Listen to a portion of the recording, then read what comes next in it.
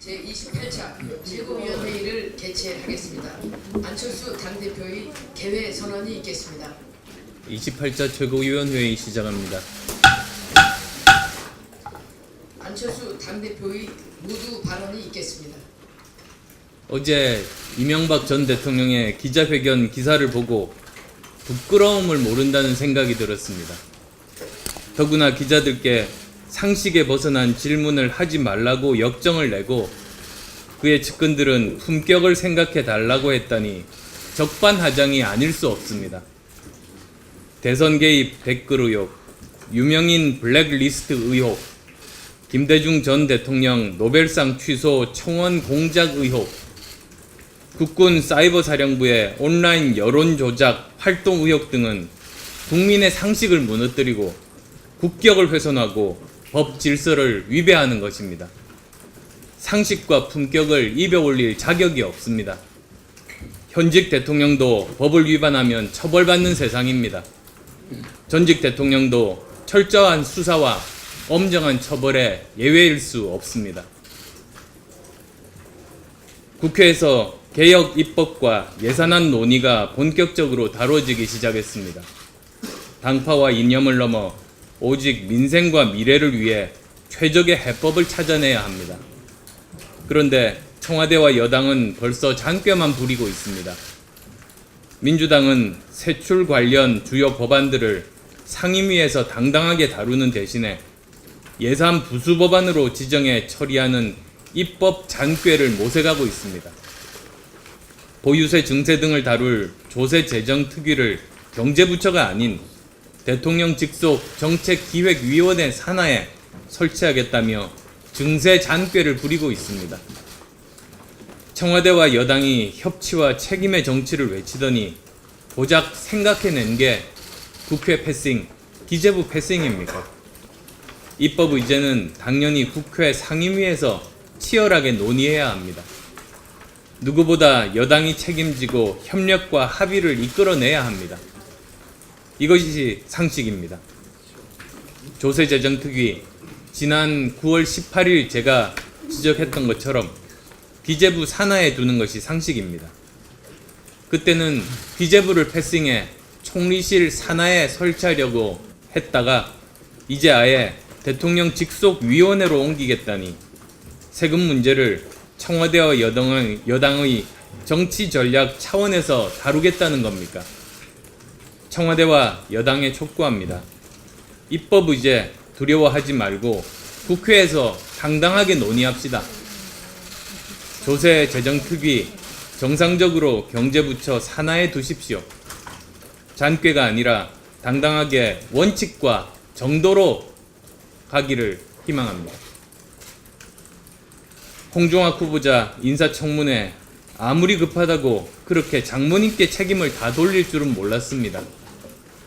그래도 진솔한 반성과 고백, 책임지는 모습을 바랬습니다. 그러나 반성과 책임 대신에 남 탓과 욕심만 보여줬습니다. 더 큰 문제는 중소기업인과 벤처기업인들의 좌절입니다. 저 자신도 벤처기업인 출신으로 중소기업청의 부승격을 20년 전부터 바래왔습니다. 장관은 풍부한 현장 경험을 바탕으로 중소기업과 벤처기업의 애환을 누구보다 잘 이해할 수 있는 사람이 되기를 바랬습니다. 대기업 위주의 불공정한 산업 구조를 개혁해서 중소기업과 벤처기업도 실력만으로 성공할 수 있는 공정한 산업 구조로 바꿔주기를 바랬습니다. 그러나 중소벤처기업부의 첫 수장 후보가 현장 경험도 없고 모범도 보여주지 못하는 작금의 현실에 오랜 세월 가졌던 기대가 한꺼번에 무너지는 느낌입니다. 이것은 저만의 느낌이 아닐 겁니다. 국민은 더 이상 홍 후보자를 보며 마음 상하고 싶지 않습니다. 마지막 예의 지켜주시기 바랍니다. 안철수 대표의 발언과 비슷한 내용들이 많아서 주목을 피하고 짧게 하도록 하겠습니다. 적폐의 뿌리 이명박 전 대통령의 뻔뻔함이 갈수록 가관입니다. 이전 대통령의 재임 기간에 우리나라 민주주의의 근간이 무너져 내렸다는 것은 주지의 사실입니다. 정치, 경제, 사회 등 대한민국을 총체적 적폐로 병들게 한 장본인이었습니다. 이전 대통령은 지금이라도 섰고 되지하고 국민들께 통렬하게 반성하고 사과해야 합니다. 검찰은 이명박 전 대통령을 즉각 수사하되 정치 보복이라는 빌미를 주지 않도록 공정하고 엄정한 수사에 철저를 기해야 할 것입니다. 홍종학 후보자는 중소기업부 장관이 아니라 재벌 대기업부 장관에나 어울리는 인사입니다. 바로 그런 인식이 채용비리, 고용세습을 정당화하고 합법으로 영임되는 후진적 갑을관계를 만들어 온 것입니다. 중기부 장관은 재벌 대기업 중심의 경제 생태계를 혁신해 창의적인 벤처기업을 육성하고 중소기업이 대기업과 경쟁해서 이겨낼 수 있도록 인식과 제도를 바로 세워야 할 자리입니다. 홍 후보자는 그러한 자격이 없음이 판명됐습니다. 중기부 장관으로 임명돼서도 안 됩니다. 국민의 눈높이와도 한참 동떨어져 있고 자질과 능력이 없음이 드러난 홍 후보자는 스스로 즉각 사퇴해야 합니다. 그리고 이 모든 문제의 근원이 코드 인사만을 고집하는 문재인 정부에 있습니다. 문재인 대통령은 지금이라도 즉시 홍 후보자의 지명을 철회해야 할 것입니다. 이상입니다. 이명박 전 대통령이 군의 조직이나 정부기관이 무차별적이고 불공정하게 다뤄지는 것은 우리 안보 위기를 더욱 위태롭게 만든다. 이렇게 말했습니다. 자신이 무슨 말을 하는 줄도 모르고 있는 것 같습니다. 군 조직과 국정원을 동원해서 무차별적으로 불법을 자행해서 국가 기강을 무너뜨렸고 4대강 자원외교 방산비리로 천문학적인 혈세를 탕진해 국가를 위태롭게 만든 장본인이 이명박 전 대통령 자신입니다. 지금은 자신을 돌아보고 반성할 때이지 반격하러 나설 때가 아닙니다. 나설 때와 물러설 때를 못 가리는 사람을 철부지라고 합니다. 내가 입을 열면 다친다. 이런 협박으로 위기를 피할 수 있다고 생각하다가 본인이 크게 다친 사례가 많았던 역사에서 이명박 전 대통령은 배워야 할 것입니다. 이상입니다. 지금 곳곳에서 김장 담그기 행사가 한창 진행 중입니다. 드디어 새로운 적폐가 또다시 나타났습니다. 저는 여태까지 김치통은 냉장고에만 넣는 줄 알았습니다. 전남 보성군의 한 공무원이 뇌물을 받은 돈 일부를 이렇게 김치통에 담아 집 주변 땅속에 묻어두었습니다.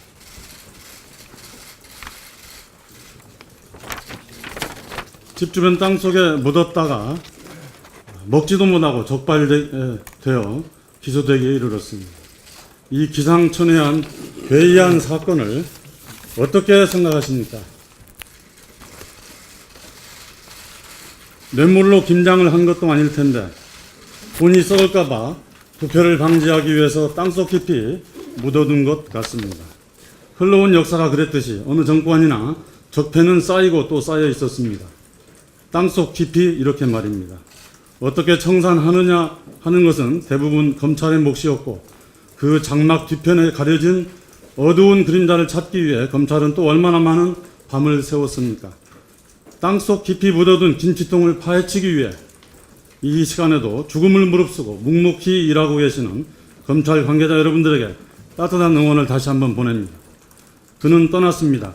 지난 6개월간 문재인 정부의 적폐청산을 보면서 이것이 과연 개혁이냐, 감정풀이냐, 정치 보복이냐 의심이 들기 시작했다라고 말하며 환하게 웃으며 그렇게 유유히 발해인으로 출국했습니다. 그 MB라고도 불리며 한동안 정말 조용히 지내셨던 분의 적폐청산에 대한 입장은 그렇게 매우 무책임하고 불성실했습니다.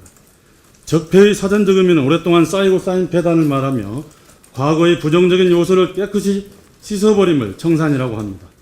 이제 땅속 깊이 묻어둔 김치통을 찾아내어 발효가 잘 되었는지 썩어 문드러졌는지 확인을 해야 할 것 아니겠습니까? 김대중 대통령께서는 검찰이 바로 서야 나라가 바로 선다는 말씀을 하셨습니다. 검찰은 이제 적폐척결이라는 용어가 다시 나오지 않도록 본연의 수사 업무에 충실해야 할 것입니다. 정권이 바뀔 때마다 권력의 신여가 되어 본연의 업무에 충실하지 못했기 때문에 검찰에 대한 비난이 거세였지만 그래도 무소의 뿔처럼 앞만 보고 검찰 본연의 업무에 충실할 때 나라가 바로 설 것입니다. 전직 대통령에 대한 검찰 수사가 반복되어지는 것은 국민들에게도 매우 안타깝고 국가적으로도 매우 불행한 일입니다. 숨겨진 진실 이제 모두 밝혀내십시오. 그리하여 다시는 이러한 일이 없도록 하십시오. 지금 검찰의 수사 상황을 면밀히 감찰해보면 금방이라도 해외 어느 곳에 파묻어 놓은 대통령의 김치통을 찾아낼 것만 같습니다. 댓글 사건의 종착역이 해외 어느 땅속 깊은 곳으로 이어지지 않기를 기대합니다. 이상입니다. 최근 한 사립대에서 근로기준법을 지키지 않아 학생들로부터 고발된 사건이 있습니다. 그로 인해 대학 내 조교들의 노동권 침해 문제가 관심을 받게 되었습니다. 대학원생들이 학업을 하며 겪는 가장 큰 애로사항은 경제적 문제입니다. 학비를 조달하기 위해 조교나 연구, 보조를 하는 학생들이 과도한 업무로 인해 공부할 시간을 침해당하고 있습니다. 그럼에도 불구하고 정당한 노동의 대가는 받지 못하고 있습니다. 조교들이 부디 자신이 일한 정당한 노동의 대가를 받으며 학업에 매진할 수 있는 환경이 조성되어야 합니다. 이상입니다. 지난 토요일 한중 정상회담을 계기로 작년 4월 대치 이후 날로 악화되어 온 한중 관계가 더 이상의 악화는 멈췄다고 할 것입니다. 조마조마한 심정으로 양국 간 관계 회복을 기다려왔던 국민들, 기업들에게는 반가운 소식이 아닐 수 없습니다. 특히 중국의 각종 보복 행위로 피해를 본 국내 여행업계, 수출기업, 그리고 중국에 거주하는 우리 국민들이 삶이 빨리 정상화되기를 바랍니다. 다음 달로 예정된 문재인 대통령의 방중을 통해서 양국 관계가 명실공히 정상화될 수 있도록 당국은 26년 전 양국 수교 교섭 당시의 창의력을 발휘해 주길 바랍니다. 이명박 전 대통령 관련 발언이 여러 번 나왔는데 한 가지만 덧붙이겠습니다. 임기 중에 벌어진 각종 범법 행위가 드러나서 수사받게 된 마당에 국가의 위기를 거론하고 나라의 체면을 이야기하는 것은 그분이 어떤 분인지 모두 아는 우리들에게 정말 민망한 일입니다. 자신의 재임 5년 중에 어떤 법 위반이 있었는지 늦었지만 되돌아보길 바랍니다. 남에게 들이댄 법의 잣대를 자신에겐 예외로 한 게 결국 10년이 지나서 자신에게 돌아왔다는 걸 깨달아야 합니다. 근데 더 중요한 것은 동시에 대한민국 정치에서 대통령에게 그 어떤 행위도 후일 실정법의 재단의 영역 밖에 있을 수 없는 그런 시대가 왔다는 걸, 그 의미를 정치권 전체가 같이 새겨봐야 할 겁니다. 이상입니다. 지금부터 회의를 비공개로 전환하겠습니다.